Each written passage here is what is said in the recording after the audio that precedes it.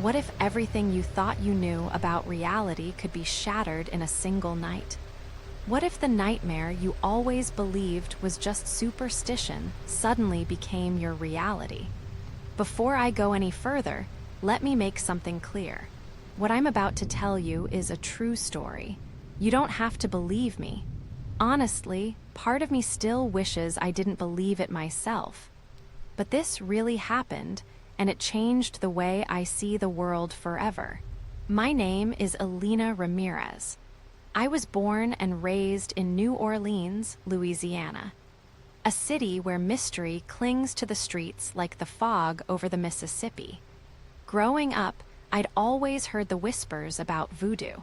Stories passed down, warnings spoken in hushed voices, and the kind of tales you hear on late-night ghost tour. I brushed them off. To me, they were just folklore, colorful pieces of the city's history. I was a skeptic, maybe even a little arrogant about it.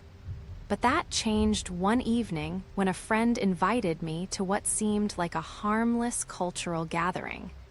There was music, food, and what looked like a celebration of tradition. Nothing out of the ordinary, at least at first.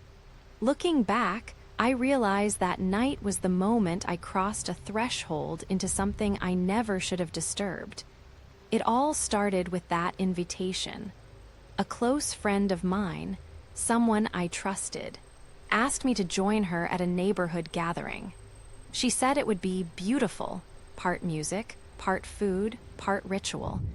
In New Orleans, that's nothing unusual, so I didn't think twice about saying yes.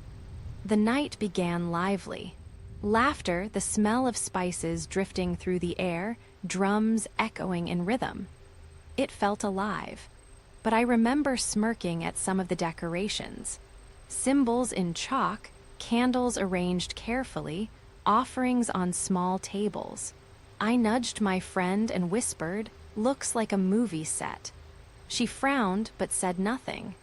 I didn't notice when she stepped away. I didn't notice when one of the older women came by, brushed past me, and muttered something under her breath. I thought it was nothing. Arrogance blinded me. I rolled my eyes, joked later to someone else that I'd survived the spooky show. But something had already been done to me that night. Something I wouldn't understand until later. The week after, everything unraveled. My car broke down for no reason. At work, I slipped up constantly. Nights filled with restless dreams, waking in a cold sweat. I felt drained, haunted. And then came the mark. One morning, a perfect circle burned into my arm. No pain, no memory of how it got there, just there staring back. Deep down, I knew this wasn't coincidence. I had laughed when I should have listened, mocked when I should have respected. Someone had marked me for it. In desperation, I reached out quietly for help. Most people shut me down, told me not to dig. But eventually, I found her.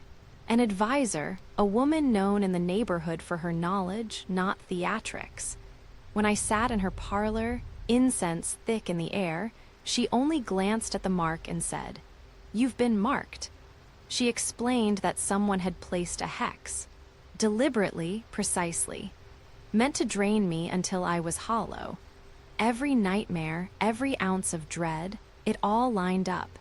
And then she gave me the part that chilled me most. Whoever cast this didn't do it at random. You mocked what you should have respected.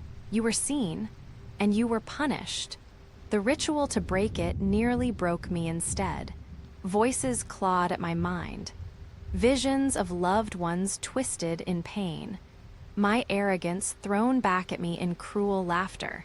I fought, screamed inside myself until I felt chains snap and the weight finally lift. When it was over, the mark on my arm had faded to nothing but a faint shadow, like a scar half erased. The advisor's final words still haunt me. "It's not gone forever, but tonight you won." In the weeks after, I saw my friend again. She wouldn't meet my eyes. When I asked her what happened that night, she only whispered, I told you not to laugh. Some doors stay closed for a reason. And then she walked away, leaving me with more questions than answers. Years later, I'm still changed. Crowds unnerve me. The smell of burning herbs sends shivers down my spine. Sometimes, when sleep is thin, I wake to whispers that vanish in silence. The mark may be gone from my skin, but its weight lingers in my mind. People like to imagine curses end cleanly. They don't. They leave shadows. If you take anything from my story, let it be this: arrogance invites consequences. Respect the things you don't understand. Because sometimes those shadows people whisper about, they whisper for a reason.